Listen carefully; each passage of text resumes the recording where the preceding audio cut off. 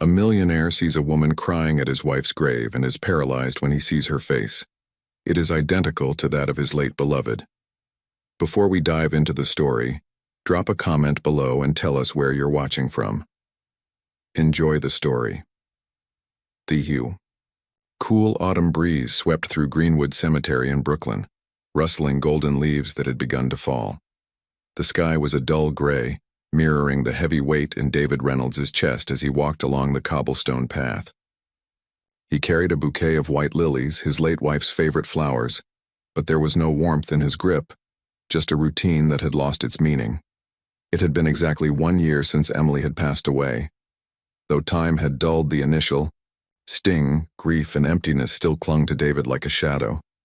He had never been a man of emotions. He was a businessman first, a husband second. Success had always been his priority, and emotions were distractions. At least that's what he used to believe. He had spent years building his real estate empire, accumulating wealth most people could only dream of. Money, power, influence. He had it all. But the one person who truly mattered was gone. As he reached Emily's grave, he hesitated. The polished marble headstone gleamed despite the overcast sky, her name engraved in delicate cursive. Emily Reynolds, beloved wife and friend, 1982-2023. It was simple, elegant, just like she had been.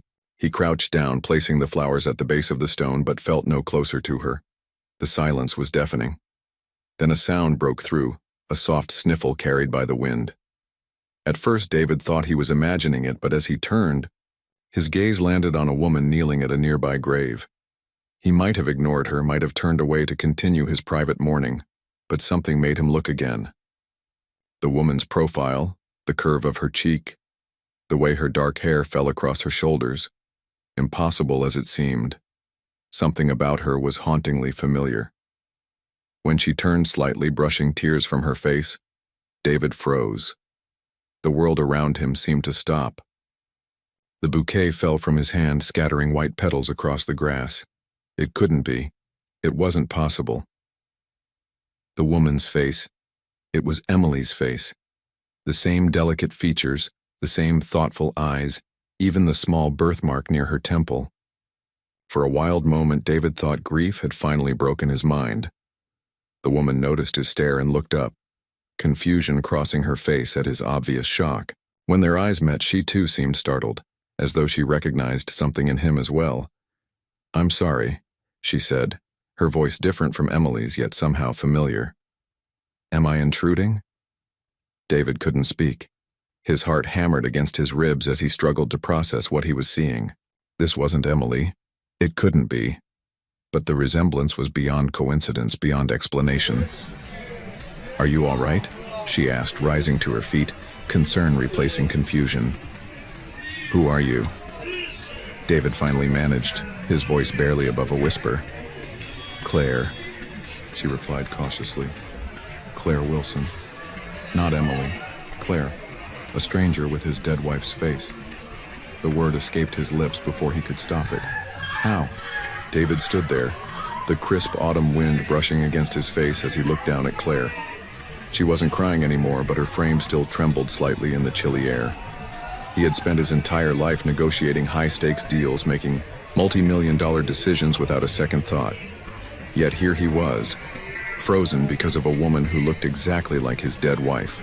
"I'm sorry for staring," David finally said, trying to regain his composure. "You just remind me of someone." Claire studied him cautiously. "Someone important, I'm guessing." David's gaze drifted to Emily's headstone, and Claire followed his. Line of sight. Understanding dawned on her face as she read the name engraved in the marble. "Your wife?" she asked softly. He nodded, unable to articulate how uncanny, how utterly impossible the resemblance was. It wasn't just a passing similarity. It was as though Emily herself stood before him, only with different clothes, a different voice. "Should go," Claire said, clearly uncomfortable with his intense scrutiny.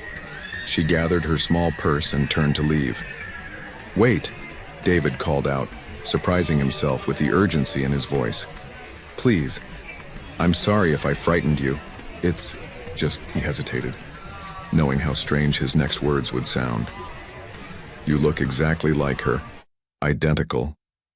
Claire paused, uncertainty flashing across her face. Emily's face. That's quite a coincidence. I don't believe in coincidences of this magnitude, David replied. He reached for his wallet and pulled out a photograph. Emily laughing at their anniversary dinner last year, just months before her diagnosis. This was my wife.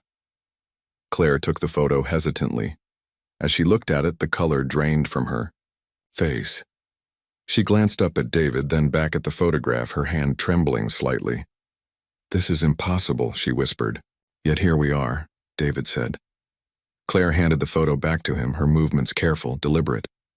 I was adopted as a baby, she said quietly. I never knew my birth family. The words hung in the air between them, heavy with implication. David felt a rush of questions forming, theories taking shape. Could it be possible? Had Emily had a sister she never knew about? I come here sometimes, Claire continued, gesturing vaguely at the cemetery. I visit the unmarked graves, the Jane Does. It sounds strange, but it helps me feel connected to something. I never expected. She stopped, shaking her head as if to clear it. David found himself wanting to know everything about her. Where she grew up, what she did, how she'd ended up in this cemetery on this particular day. Would you? He hesitated, aware of how odd his request might seem. Would you have coffee with me? I'd like to talk more if you're willing. Claire seemed to debate internally, caution warring with curiosity.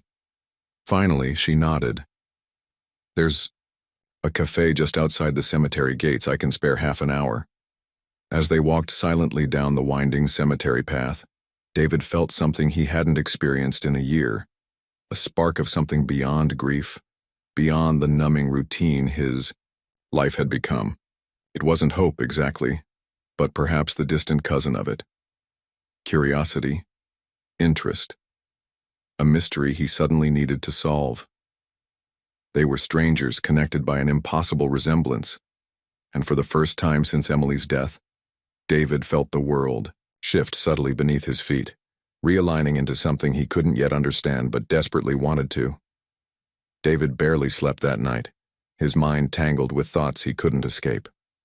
The past year had been a blur of grief, work, and empty nights spent in his silent house, but now everything had shifted. Claire's face, Emily's face, haunted him, along with the implications of their meeting. He had spent the afternoon with her at the cafe, learning bits of her story. She had been adopted as an infant, bounced through foster homes until a family finally kept her when she was 7. She had no records of her birth parents, only a birthday and the name of a hospital in Manhattan. Emily had been born in that same hospital. The coincidence was too precise to ignore. As he stared at the ceiling, David couldn't help wondering if Emily had known, if somewhere in her heart she had felt the existence of a sister she'd never met. The thought brought both comfort and pain. Morning found him at his computer, searching for information on twins separated at birth, on closed adoptions from the 1980s, on anything that might connect the dots. When the clock struck 9, he picked up his phone and called the private investigator he sometimes used for business background checks. I need information on an adoption, he explained. From 1982, Manhattan General Hospital. The adoptee's name is Claire Wilson. That's not easy to access, the investigator warned. Those records are sealed. I don't care what it costs, David replied. I need to know. After hanging up, he sat in the silence of his home office, surrounded by reminders of the life he'd built, awards, photographs of property developments, the trappings of success. None of it had meaning anymore. But this connection to Emily, this mystery, suddenly felt more important than anything else. His phone rang just after noon. It was Claire. I couldn't sleep, she said without preamble. I kept thinking about yesterday, about her. Neither could I, David admitted. Would you like to come over? There are things of Emily's, photos, letters, that might help us figure this out. There was a pause, and he thought she might refuse. But then, Text me your address, I'll be there in an hour. When Claire arrived, David was struck again by the uncanny resemblance. She wore her hair differently than Emily had, dressed more casually, moved with a different rhythm. But the face was undeniably the same.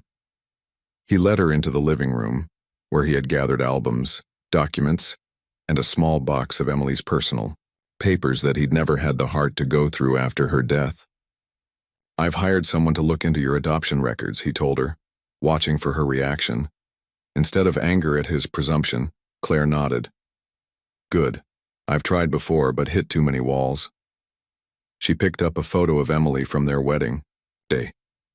What was she like? David swallowed hard, confronting the question he'd avoided for so long. She was light. That's the word that always comes to mind. She brightened rooms' lives, mine especially. He paused, memories washing over him. She worked in art restoration, but her passion was helping people, volunteering, fundraising for shelters. I never understood why it mattered so much to her.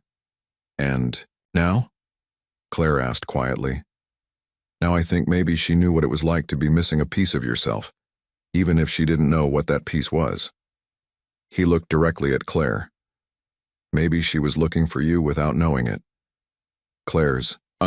Emily's eyes filled with tears. She blinked them away quickly, turning her attention to the box of papers. May I? David nodded, and they began sorting through Emily's past together, searching for the connection they both somehow knew was there.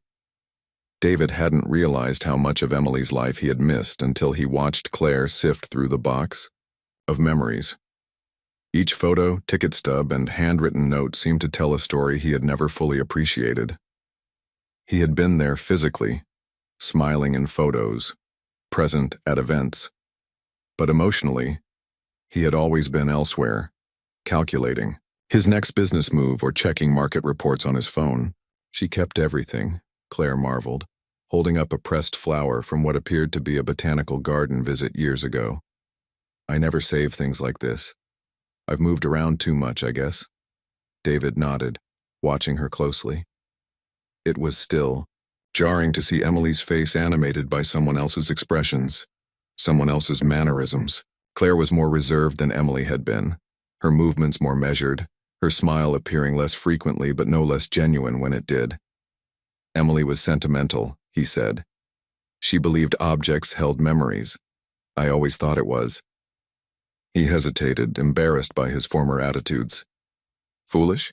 Claire supplied, raising an eyebrow in a gesture so reminiscent of Emily that it made his chest tighten. Unnecessary, he corrected gently. I was wrong about a lot of things. They continued through the contents of the box in companionable silence, occasionally sharing discoveries. David found himself telling stories he hadn't thought about in years.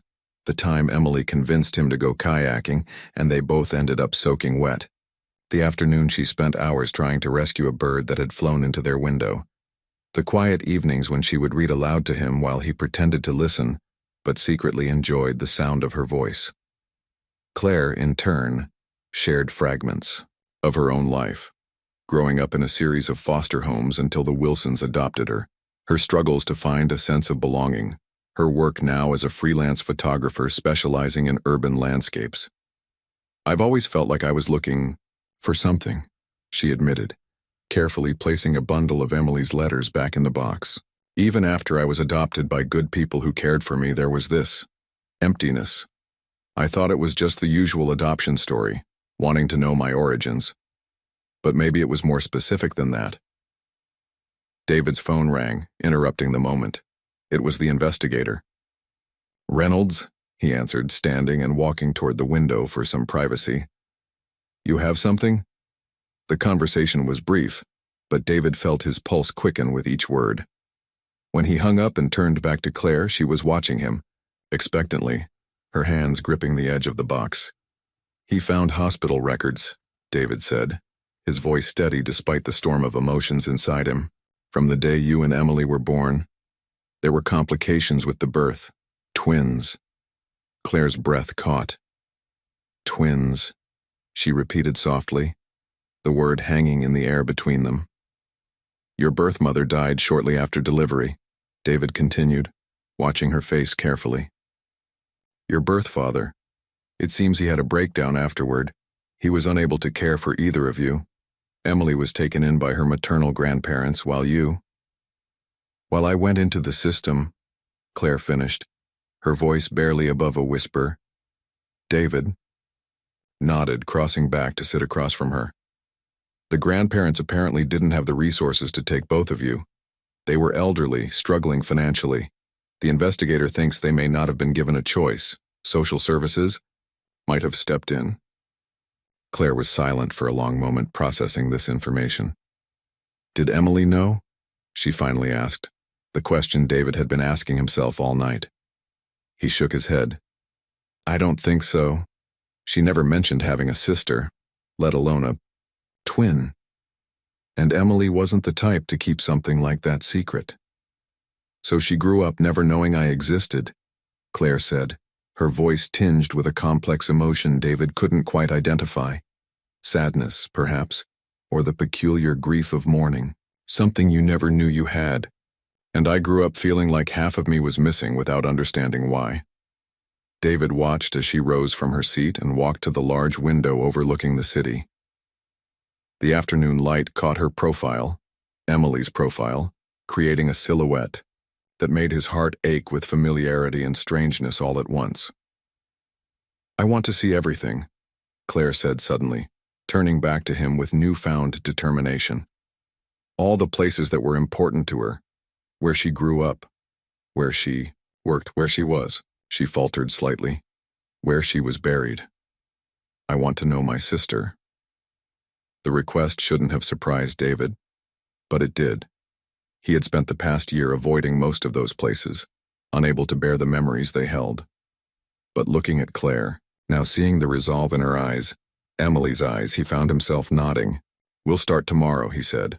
I'll take the day off. Claire looked surprised. Don't you have to work? A small, sad smile crossed David's face. Work has been my hiding place for the past year. Maybe it's time I stopped hiding. The next morning dawned clear and cool, a perfect New York autumn day. David met Claire outside her apartment building in Brooklyn, a far cry from his luxury Upper East Side condo. They began their journey at Emily's childhood home, a modest brick house in Queens where her grandparents had raised her. They passed away while we were in college, David explained as they stood on the sidewalk, looking at the house now occupied by strangers. Emily inherited enough to finish school, but not much else. Is that when you met? In college? Claire asked as they walked back to his car. David nodded. Columbia. I was studying business, she was studying art history. We were completely different, but somehow. He trailed off, remembering their unlikely beginning. Somehow it worked. Claire finished for him. Their next stop was the Metropolitan Museum of Art, where Emily had worked in the restoration department. She loved this place, David said as they walked through the grand entrance hall. Said it felt more like home than anywhere else. He led Claire to the European painting section, where Emily had spent most of her time. Several staff members recognized David, offering condolences that still felt fresh a year later. When one older curator did a double take at Claire, David simply introduced her as Emily's sister, the words feeling strange but right on his tongue. They visited Emily's favorite cafe near the museum, the small gallery in Soho where she had volunteered teaching art to underprivileged children, and finally, as the afternoon began to fade, the homeless shelter in Lower Manhattan where she had spent every Wednesday evening for years. She never told me much about this place, David admitted as they stood outside the unassuming building. I was less than supportive of her work here. Why? Claire asked, not accusingly but with genuine curiosity. David sighed, confronting his own failings. I thought it was a waste of her time and talents. I couldn't understand why she would choose to spend her evenings here instead of networking at gallery openings or charity galas that might advance her career. And now? Now I think she was the wisest person I knew, he said simply. She understood what really mattered. Inside the shelter, they were greeted warmly by staff who had clearly adored Emily. A middle-aged woman named Sophia embraced David tightly before pulling back and gasping at the sight of Claire. "My God," she whispered, her eyes wide. "You must be—" "Claire," she supplied, extending her hand. "Emily's sister." "She never mentioned—" "A sister?" Sophia said, bewilderment clear in her voice. "We didn't know about each other," Claire explained. "We were separated at birth." Understanding dawned on Sophia's face. "That explains so much," she said softly.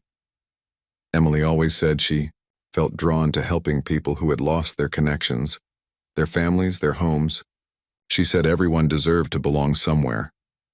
The words lingered in the air as David and Claire toured the shelter, seeing the art program Emily had established, the reading corner she had stocked with books, the small garden on the roof she had helped plant.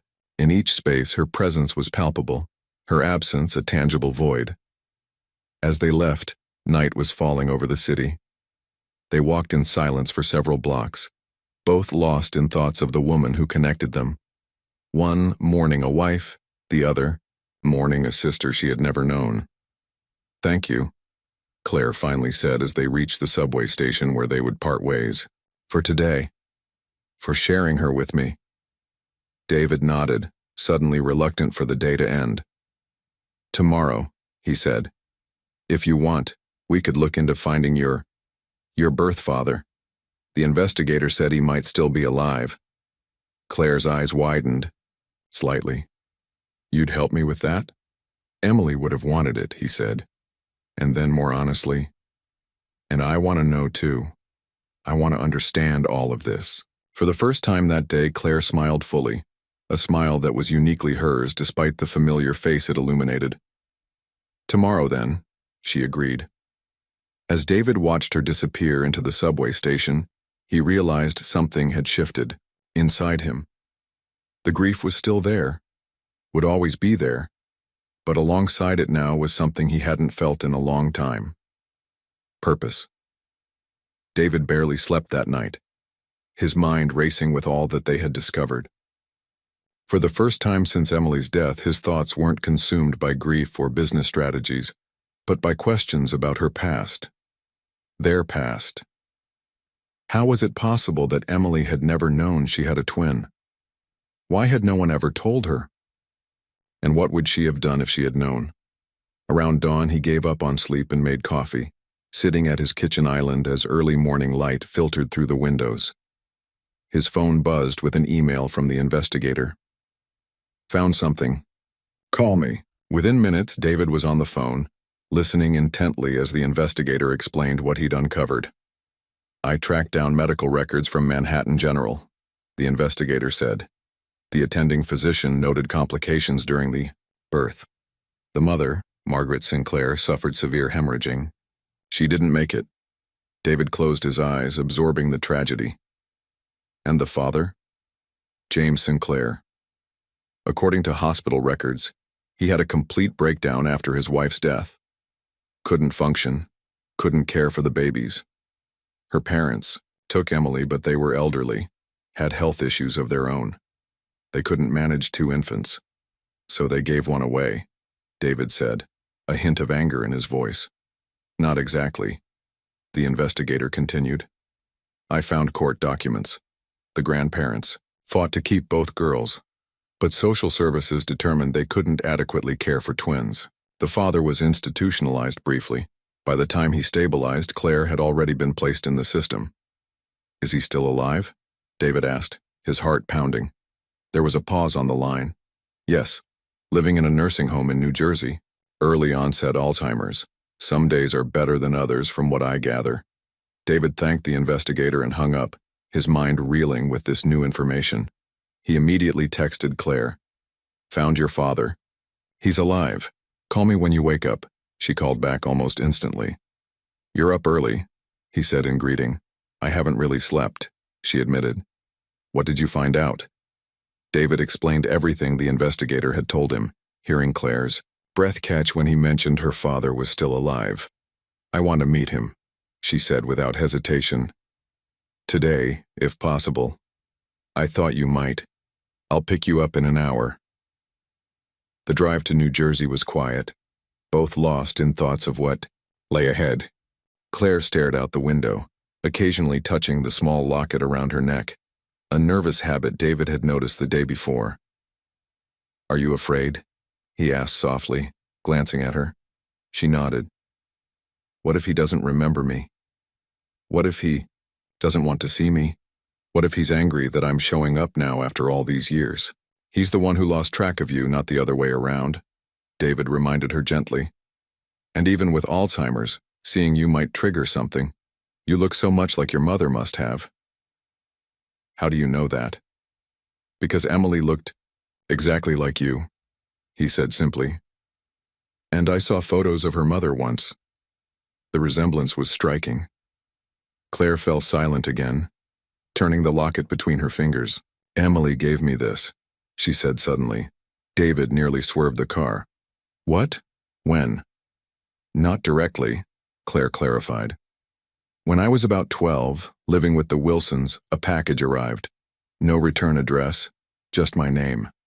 Inside was this locket, with a note that said, 'You are loved.' I always thought it was from my birth mother somehow, but the timing was wrong."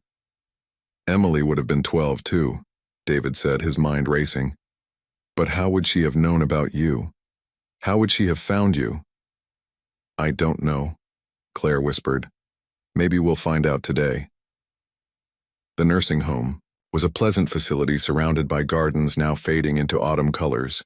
The receptionist checked their identification and led them to a small private room where James Sinclair was waiting, having been told he had visitors, but not who they were. David felt Claire tense beside him as they approached the door. He placed a reassuring hand on her shoulder, a gesture that felt both strange and natural. "You don't have to do this alone," he said quietly. She took a deep breath and nodded, then pushed open the door. James Sinclair sat in an armchair by the window, a thin man with silver hair and familiar dark eyes.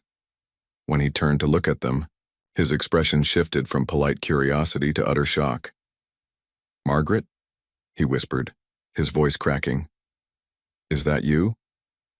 "No, I'm not Margaret," Claire said softly, taking a hesitant step forward. "I'm Claire." James Sinclair stared at her, confusion replacing shock as he struggled to make sense of what he was seeing. "You look just like her," he murmured, his trembling hand reaching out before falling back to his lap. David remained by the door, giving them space, while Claire slowly approached the frail man who was her father. "I'm your daughter," she said, her voice steady despite the emotion behind it. "Your daughter with Margaret."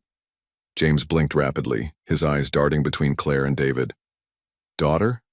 But Emily—" "I'm Emily's twin sister," Claire explained, crouching down beside his chair so they were at eye level. "We were separated after we were born."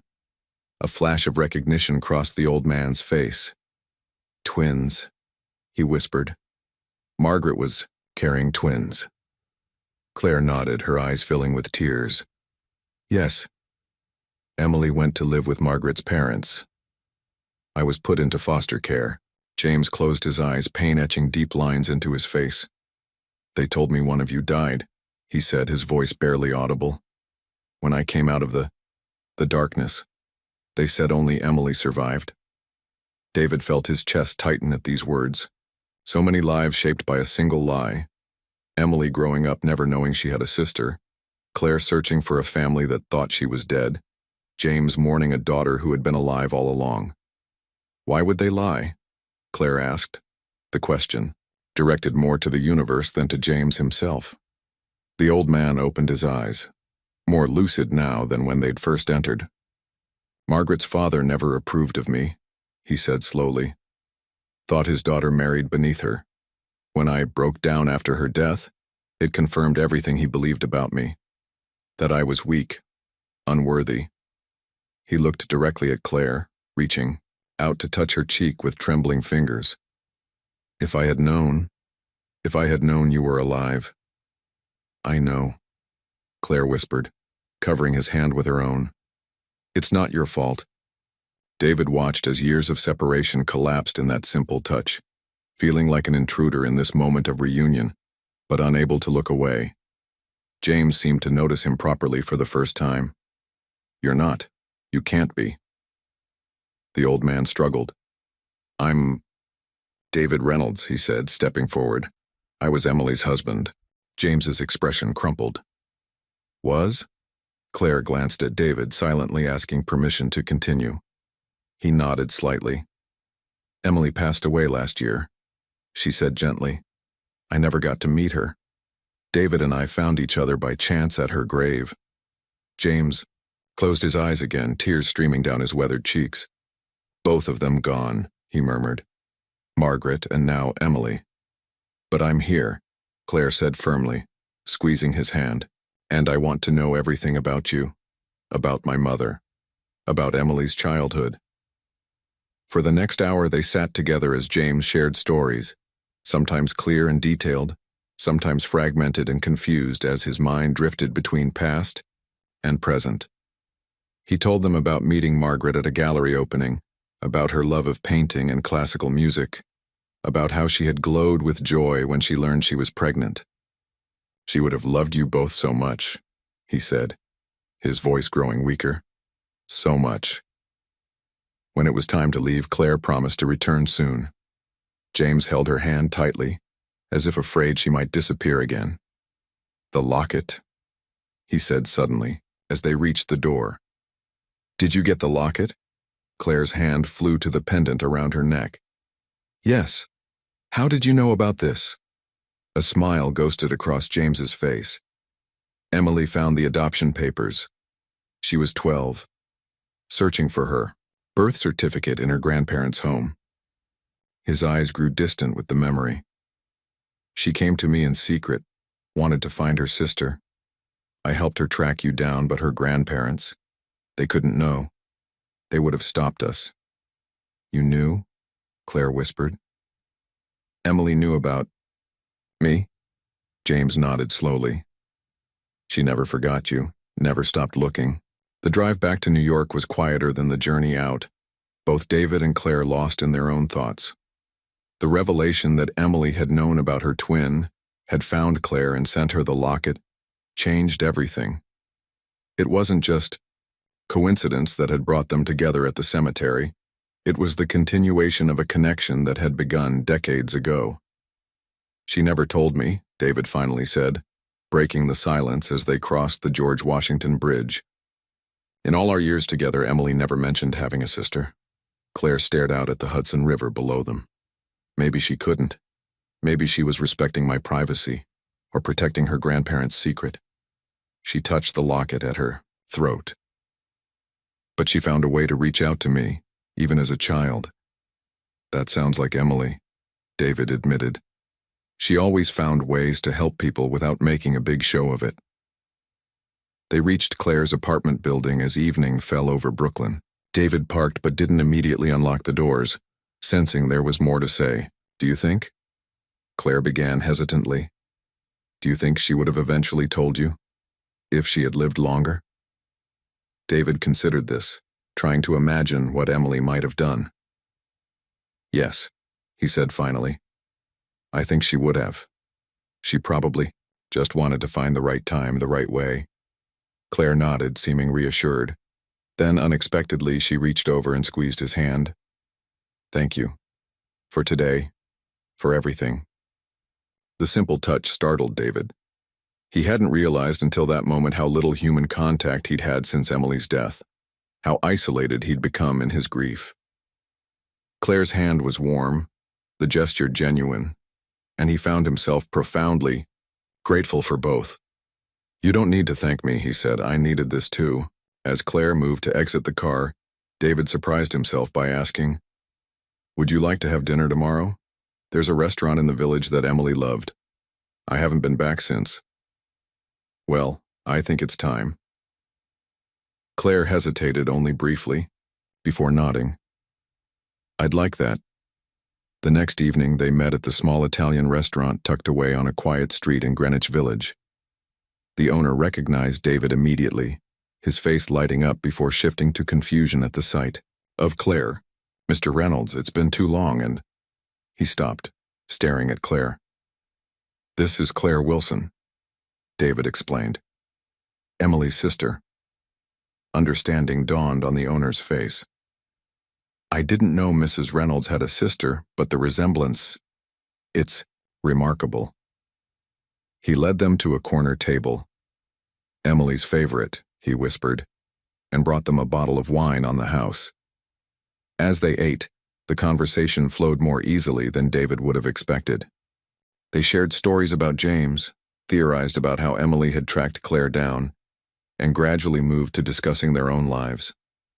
Claire told him about her photography work, her struggles and triumphs in the competitive New York art scene.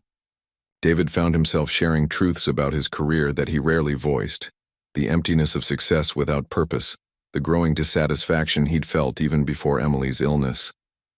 I've been thinking about Emily's charity work, he admitted, as they lingered over dessert. The shelter, the art programs. They meant so much to her, and I never really supported them the way I should have. It's not too late, Claire said softly. You could still honor her that way.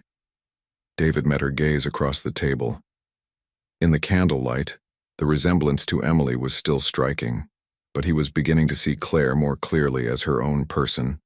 The subtle differences in expression, the unique cadence of her speech, the photographer's eye with which she observed the world.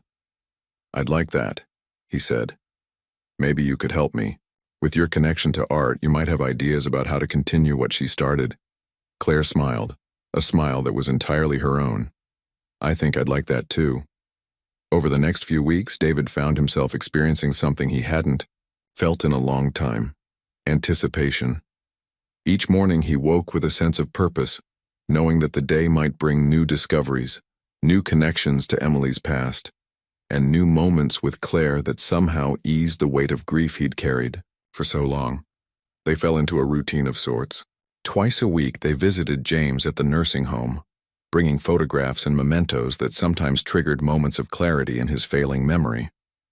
On Wednesdays, they toured Emily's charitable projects, meeting with directors and volunteers, discussing ways to expand her vision. Weekends were often spent combing through old records, searching for more details about the twins' separation and the years that followed. One Sunday afternoon, as autumn deepened toward winter, they sat in David's living room surrounded by boxes from Emily's grandparents' house, items that had been in storage since their deaths which David had never bothered to sort through. Look at this, Claire said, carefully extracting a faded photograph from an envelope. Is that Emily as a teenager? David leaned closer, their shoulders nearly touching as he examined the image. Yes, that's her high school graduation. He smiled at the memory. She hated that dress, said her grandmother insisted she look proper for the occasion. Claire studied the photo, tracing Emily's face with her fingertip. I was wearing a second-hand dress to my graduation that same day, she said softly. Different schools, different lives, but the same face. David watched her, struck by the strange circumstance that had brought them together. Do you ever wonder what would have happened if you'd met her while she was alive? Claire looked up, her eyes, Emily's eyes, meeting his with unexpected intensity. Every day. Something shifted in the air between them, a moment of connection that went beyond their shared quest for answers. David became acutely aware of their proximity, of the subtle floral scent of Claire's perfume, of the way the afternoon sunlight caught in her hair. He cleared his throat and reached for another box, breaking the moment.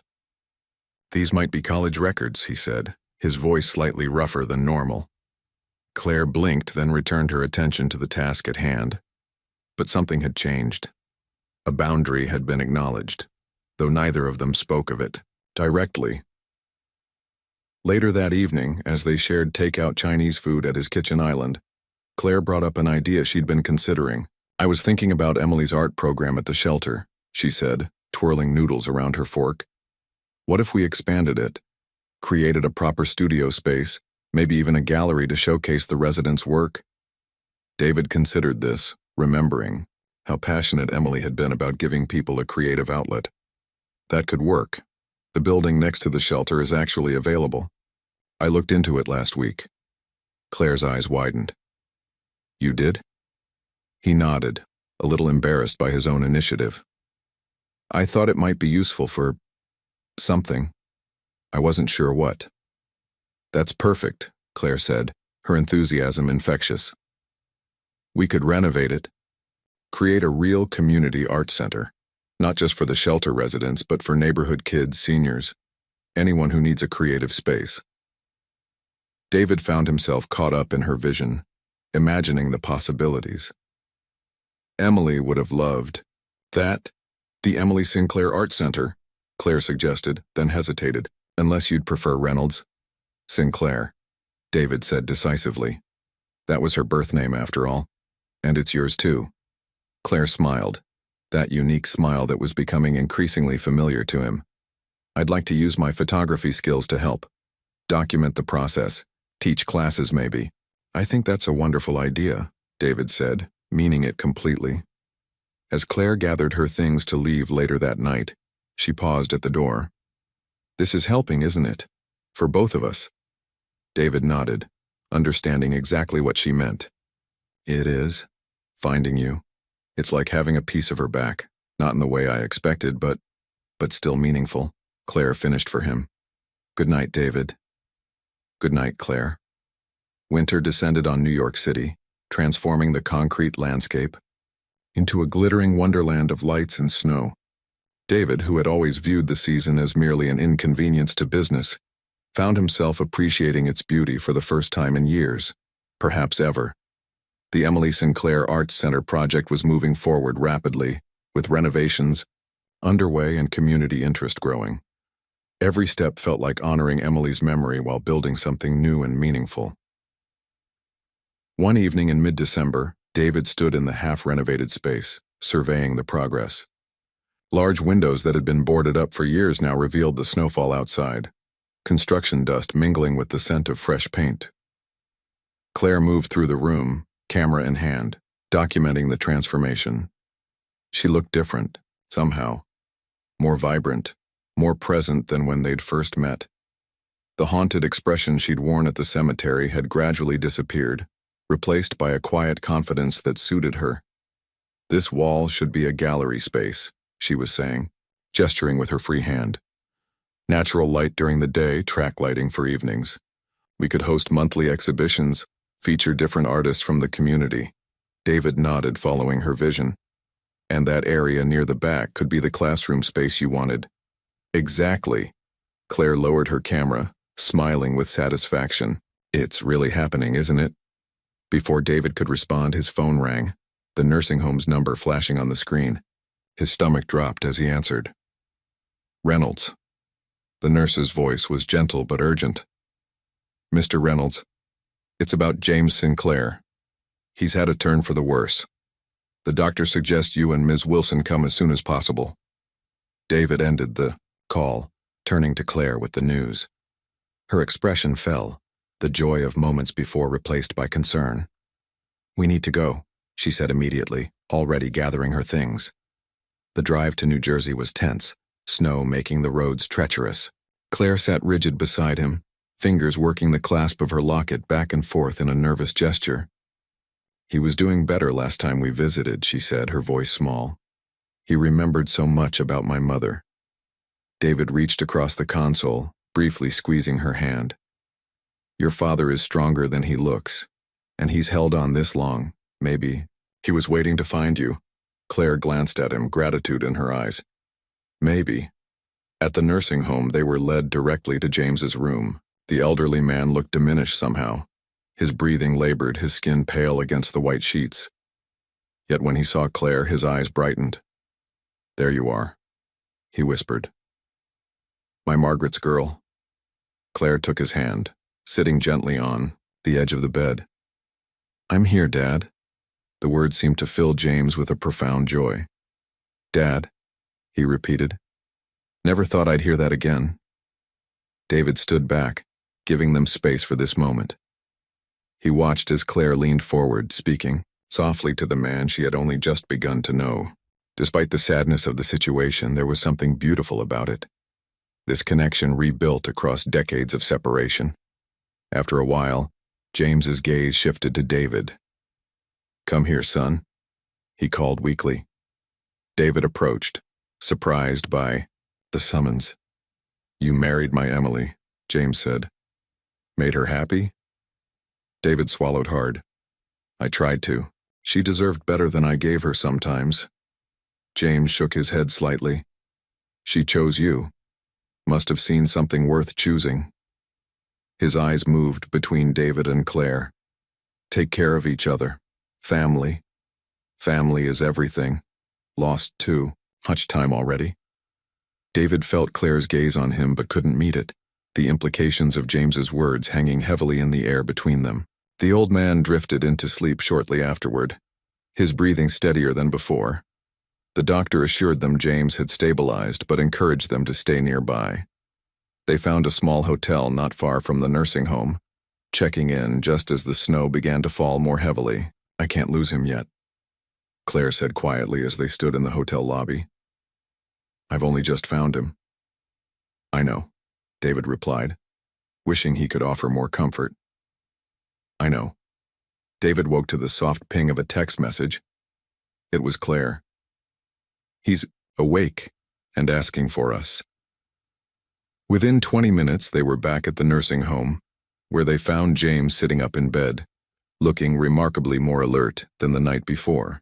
His eyes brightened when he saw them enter. "I had the most vivid dream," he said, his voice stronger. "Margaret was there, telling me it wasn't my time yet." He reached for Claire's hand as she approached. "Said I still had things to do here." Claire smiled, blinking back tears. "Mom sounds wise. Stubborn is what she was." James chuckled weakly. "Beautiful and stubborn, just like my girls." David watched from the doorway, struck by how quickly Claire and James had formed a bond despite the decades lost between them. It reminded him of something Emily had once said: "Real connections don't need time, they just need openness." The doctor arrived shortly after, surprised by James's improvement. "These rallies happen sometimes," he explained quietly to David. "They can be temporary or signify genuine improvement. Hard to predict with Alzheimer's." David nodded, understanding the unspoken warning not to expect too much. Yet, as the day progressed, James remained lucid, determined to share every memory he could with Claire while his mind was clear. "There's something I need to tell you both," James said late that afternoon, his expression serious. "Something about Emily." Claire and David exchanged glances, moving closer to the bed. "After we found you, Claire, when Emily was 12, she made me promise something." James took a labored breath. "She made me promise that if anything ever happened to her, I would make sure you two met." "What?" David felt as though the air had been knocked from his lungs. James nodded weakly. "She said she had a feeling you'd need each other someday." His gaze moved between them. "When I heard about Emily's passing, I tried to find you, Claire. Sent letters to your last known address. Never got a response." "I moved," Claire said softly. 3 times in the last 2 years. And I was." David hesitated. "Not very accessible after Emily died. I shut myself off from everyone." James closed his eyes briefly. "Not your fault. Either of you." When he opened them again, there was an intensity in his gaze that belied his fragile state. "But you found each other anyway." Emily would say that means something. The implications of James's words hung in the air. Had their meeting at the cemetery truly been coincidence or something more? David didn't consider himself spiritual, yet he couldn't deny the strange sequence of events that had brought them together. "Emily always believed in signs," he said, quietly, "in things happening for a reason." Claire's hand moved unconsciously to her locket, the first connection between her and the sister she never met. "Do you think she somehow knew?" she asked, her voice barely above a whisper. "That she'd die young?" James shook his head. "I think she just understood life's uncertainty better than most. Losing her mother at birth, finding out about a twin sister, it gave her a perspective others might not have." The conversation lingered with David long after they left the nursing home that evening. Emily had wanted him to meet Claire, had somehow anticipated they would need each other. What would she think of their growing closeness? of the complex emotions he was beginning to acknowledge. "You're quiet," Claire observed as they drove back to New York, James having stabilized enough for them to return home. "Just thinking about what your father said," David replied, keeping his eyes on the snowy road ahead. "About Emily wanting us to meet." Claire nodded. "It's strange to think she knew about me all those years, that she was looking out for me even then." "That was Emily," David said softly. "Always seeing what others needed often before they knew themselves."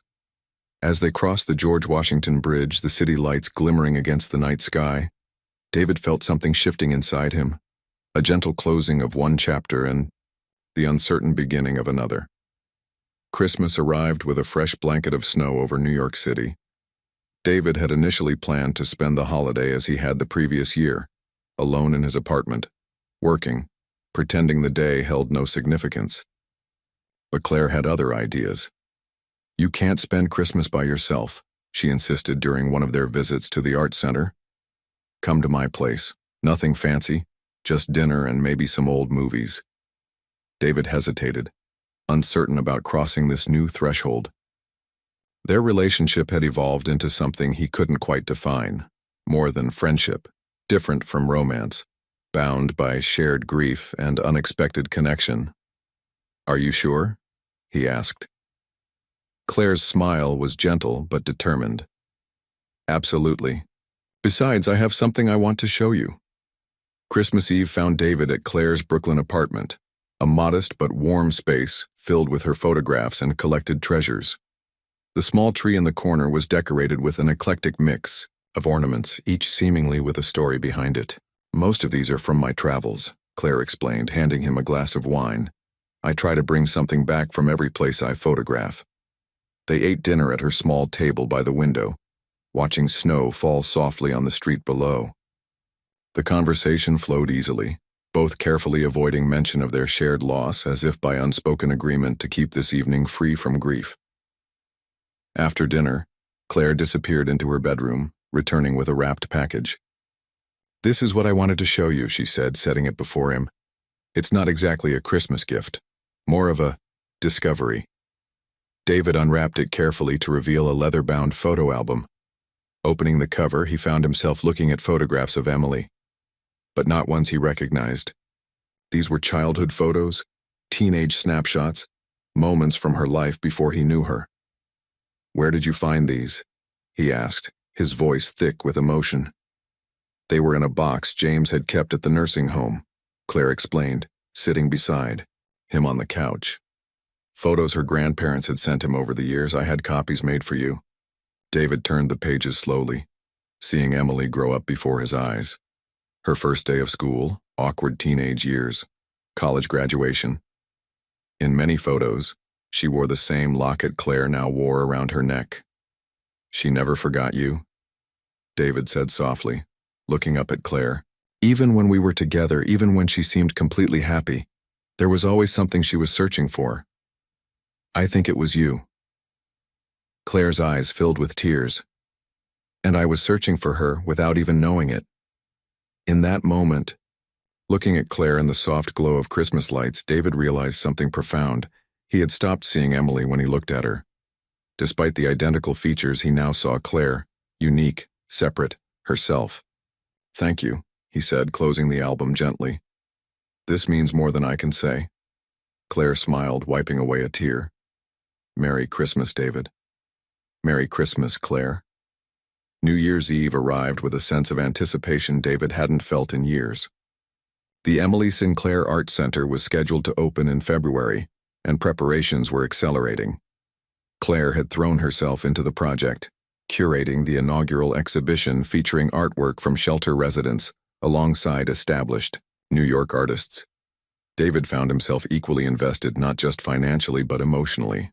Watching the center take shape felt like building something meaningful from his grief, transforming loss into legacy. More than that, it had given him a purpose beyond accumulating wealth, something Emily had always gently encouraged. "The gallery. Lighting needs to be adjusted," Claire said as they walked through the space, clipboard in hand. Her expertise as a photographer made her attentive to details others might miss. And I think we should reconsider the layout of the classroom area. David nodded, making notes. Whatever you think is best. You have a better eye for these things than I do. Claire smiled at that. A businessman admitting someone else knows better? Emily would be shocked. I'm learning, David said, returning her smile. Slowly, perhaps, but learning nonetheless. They had developed an easy camaraderie over the past months, their initial awkwardness giving way to genuine friendship. Yet beneath the surface, David sensed something more complex evolving, feelings he wasn't ready to name or acknowledge. Guilt that surfaced whenever he found himself looking at Claire too long or enjoying her company too much. After finalizing plans for the center, they stepped out into the crisp winter afternoon. The city was alive with New Year's preparations, streets bustling with people despite the cold. Any plans tonight? Claire asked as they walked toward the subway. David shook his head. Just the usual, ignoring the holiday with takeout and spreadsheets. Claire stopped walking, turning to face him with determination. Not this year. There's a rooftop party at my friend's gallery in Chelsea. Nothing too fancy, just artists and photographers. Come with me. David hesitated. The thought of socializing, of celebrating, still felt somehow disloyal to Emily's memory. She wouldn't want you spending another New Year alone, Claire said softly, as if reading his thoughts. You know that. He did know that. Emily had always believed in embracing life, in finding joy even in difficult times. It was one of the things he had loved most about her, even when he hadn't fully understood it. All right, he agreed. What time?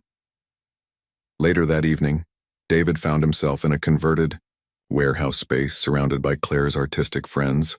The atmosphere was vibrant yet unpretentious. Clusters of conversation, laughter, music playing just loudly enough to energize without overwhelming. Through it all moved Claire, introducing him to people, drawing him into discussions, making sure he never felt isolated. At one point he found himself alone by the windows overlooking the illuminated city. Claire approached with 2 glasses of champagne, offering one to him. How are you holding up? She asked. Better than expected, he admitted. Your friends are interesting people. They're curious about you too, she said. The mysterious businessman who's suddenly passionate about community arts. David laughed softly. Hardly mysterious. Just evolving, I suppose.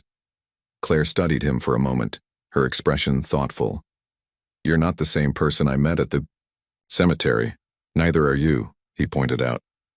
Around them, partygoers began the countdown to midnight.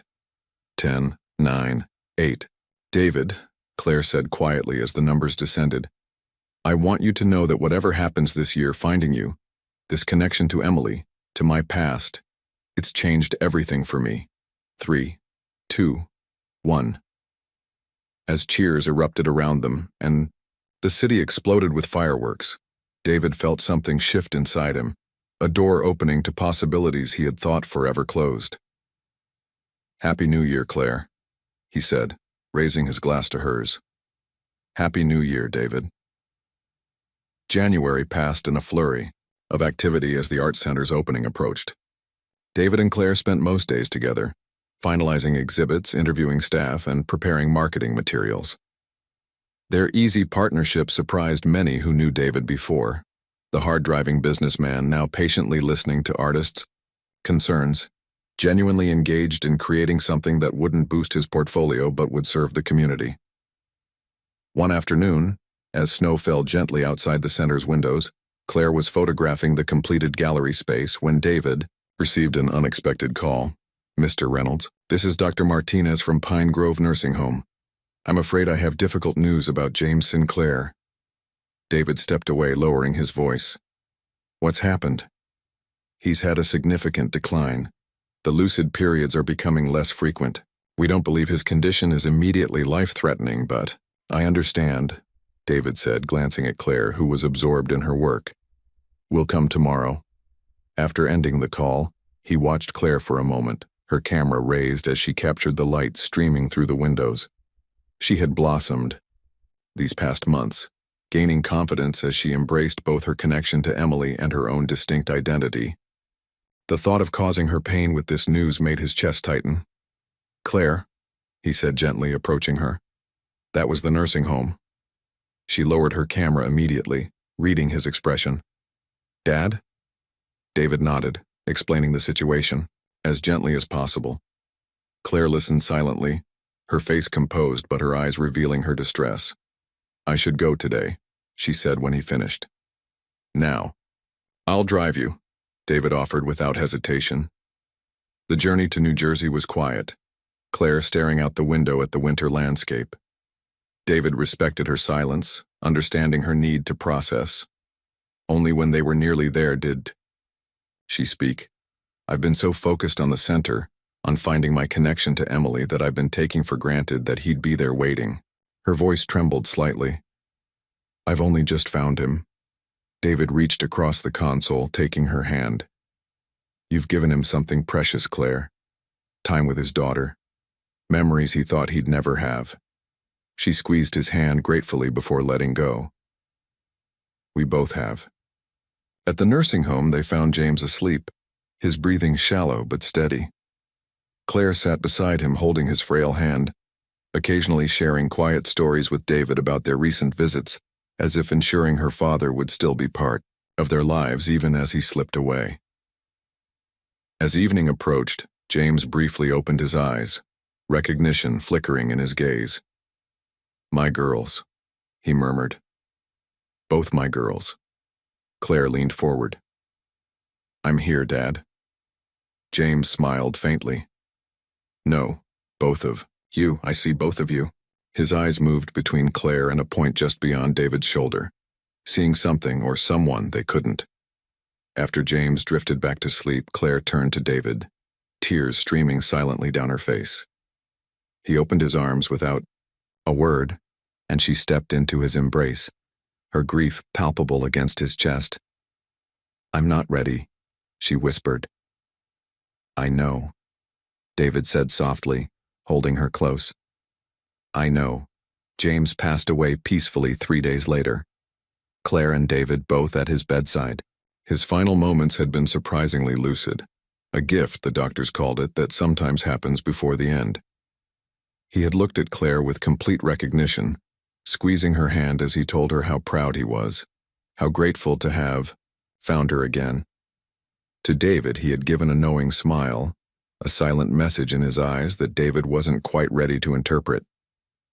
The funeral was small but meaningful, attended by nursing home staff who had grown fond of James, a few distant relatives who had heard about Claire through family connections, and several of Claire's friends who came to support her. David stood beside her throughout, a steady presence as she faced this new loss. Afterward, they walked together through the cemetery, fresh snow crunching beneath their feet, the late January sun casting long shadows across the grounds. "It feels like just yesterday we met here," Claire said softly, her breath visible in the cold air. "Everything's changed since then." David nodded, thinking of the man he had been that autumn day, isolated in his grief, empty despite his success. "I was lost when I found you," he admitted, "though I wouldn't have said so at the time." Claire glanced at him, her eyes, Emily's eyes yet uniquely hers, studying his face. "And now?" It was a simple question, yet it demanded an honest answer. David stopped walking, turning to face her fully. "Now I feel like I'm finding my way, again. Because of you. Because of this journey we've been on." Claire's expression softened. "Because of Emily, too. She brought us together, even after she was gone." "Yes," David agreed. "But it's more than that now. It's become about us, who we are together, what we're building." The words hung between them, laden with unspoken meaning. David had been carefully avoiding this conversation, this acknowledgement of the shift in their relationship. The guilt still lingered. How could he have feelings for his wife's identical twin without it somehow betraying Emily's memory? "David," Claire said gently, seeming to read his thoughts. "Emily wanted us to find each other, not just for comfort or closure, but because she understood something we're only beginning to see." "What's that?" he asked, his voice barely above a whisper. "That healing doesn't mean forgetting. That moving forward doesn't dishonor the past." She took a step closer. "That love isn't diminished when it grows in new directions." David felt something release in his chest, a tension he had carried for months, perhaps even since Emily's death. The permission he had been unconsciously seeking was there in Claire's words, in the understanding that passed between them.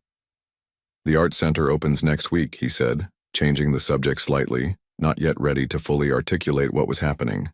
"Emily's legacy becomes real." Claire smiled, accepting the slight redirection. "And then we start a new chapter." "Together?" David asked, offering her his hand. She took it without hesitation, her gloved fingers intertwining with his. "Together." As they walked back through the cemetery where their story had begun, David felt for the first time in years truly unafraid of what lay ahead. Snow dusted the shoulders of guests as they filed into the Emily Sinclair Art Center on the evening of its grand opening. The renovated building glowed with warmth against the February chill, windows illuminating the sidewalk where a small line had formed despite the weather. Inside, the space had been transformed from the empty shell David and Claire had first walked through months ago into something vibrant and alive. Walls adorned with artwork, classrooms set up with easels and supplies, and a central gallery showcasing pieces created by shelter residents alongside established New York artists. David stood near the entrance, greeting donors and community members, occasionally glancing toward the far end of the gallery where Claire was speaking with a group of photographers. She wore a deep blue dress that complemented her eyes, her dark hair swept up elegantly. When she laughed at something someone said, David felt his heart lighten at the sound. The journey to this moment had been unexpected in every way. What had begun as a chance encounter born of grief had evolved into something neither of them could have anticipated. A partnership, a friendship, and something more that was still taking shape between them. Delicate, but strengthening with each passing day. "Mr. Reynolds?" A young woman approached, her voice hesitant. "I just wanted to thank you. I stayed at the shelter where Mrs. Reynolds used to volunteer. Her art classes were the only thing I looked forward to back then." David smiled, genuinely touched. "Thank you for sharing that. And please, call me David." "I have a piece in the exhibition," she continued, pointing toward a vibrant abstract painting near the center of the gallery. "I never thought I'd see my work displayed like this." "It's beautiful," David said, and meant it. "Emily would have been proud to see what you've created." After the woman moved on, David made his way through the crowded space, stopping occasionally to chat with guests until he reached Claire's side. She turned to him with a smile that still sometimes caught him off guard. Familiar yet distinct, a reminder of what he had lost and what he had found. "It's a success," she said, gesturing around the room. "Look at everyone here." David nodded, surveying the diverse crowd, artists, business people, shelter residents, community members, all mingling together in the space they had created. Emily always believed art could bridge divides, bring people together who might never otherwise meet. She was right, Claire said softly. As the evening progressed, David felt a growing sense of closure. Not an ending, but a completion of something that had been left unfinished. Emily's vision was alive in this place, her spirit present in the conversations happening around them, in the art adorning the walls, in the community being forged before their eyes. Near the end of the event, Claire clinked a glass for attention, calling everyone to gather in the main gallery. David moved to stand beside her, their shoulders nearly touching. "Thank you all for being here tonight," she began, her voice clear and confident. "This center represents many things to many people, but at its heart it's about connection, the kind that transcends circumstance, background, even time." She glanced at David before continuing. "My sister Emily never got to see this space, but she saw the potential in people, in community, in the healing power of creative expression. She believed that everyone deserves a place to belong, to be seen, to create beauty even from pain." David watched her as she spoke, struck by how completely she had embraced her connection to Emily, while remaining entirely herself. There was no confusion in his mind anymore, no conflation of the two women. He had loved Emily deeply, would always carry that love with him, but what he felt for Claire was something new, something uniquely theirs. When the speeches ended and the last guests departed, David and Claire remained, standing together in the quiet gallery. Outside, snow had begun to fall again, soft flakes visible through the large windows, turning the city into something magical and new. "What now?" Claire asked, turning to face him, the question encompassing far more than just the evening's end. David reached for her hand, his fingers intertwining with hers. "Now we honor the past by embracing the future, together." Claire smiled, that smile that was entirely her own, and squeezed his hand.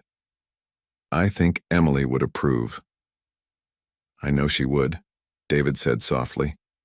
As they stepped out into the snowy night, locking the doors of the Emily Sinclair Art Center behind them, David felt a sense of peace he hadn't experienced since before Emily's illness. Life had taken an unexpected turn, offering him not a replacement for what he had lost, but a new beginning he had never imagined possible. Whatever came next, they would face it together, connected by a love that had found them in the most unlikely of places, guided by a woman who, even in absence, had shown them the way forward.